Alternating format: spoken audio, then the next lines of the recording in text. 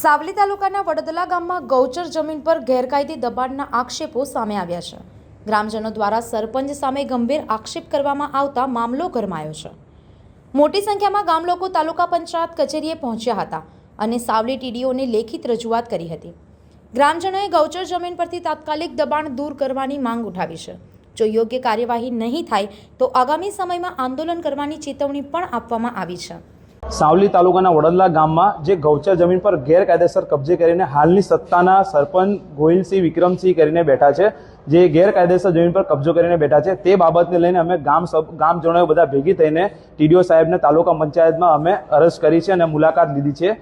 અને હાલમાં એમને ગૌચર જમીન પર બહુ જ ભારે રીતથી દબાણ કરીને મોટા મોટા કોમ્પ્લેક્સો બનાવવામાં આવ્યા છે, જે બહુ જ મૂલ્ય અને કિંમતી જમીન છે પશુ પક્ષીઓ માટે, બરાબર છે. એનો દુરુપયોગ કરીને આ લોકો દબાણ કરીને બેસી ગયા છે. અને બીજું કે હું મીડિયા દ્વારા આ કહેવા માંગુ છું કે હું કોઈનો વિરોધી નથી, હું ખાલી આ મૂલ્યપાન અને જે ગૌચર જમીનને કબજે કરીને બેઠા છે, હાલમાં આ મીડિયા દ્વારા એક જ વસ્તુ કહેવા માંગુ છું કે એની હાલમાં જલ્દીથી જલ્દી આની સ્થિતિ જોવામાં આવે ગંભીર રીતથી. અને આ ગેરકાયદેસર કબજે કરીને બેઠા છે જે બી અન્ય વ્યક્તિ સરપંચ અને બીજા બી વ્યક્તિ ગામના બેઠા છે, તેમની સ્થિતિ જોઈને તપાસ કરીને દૂર હટાવવામાં આવે, મારી આ અપીલ છે.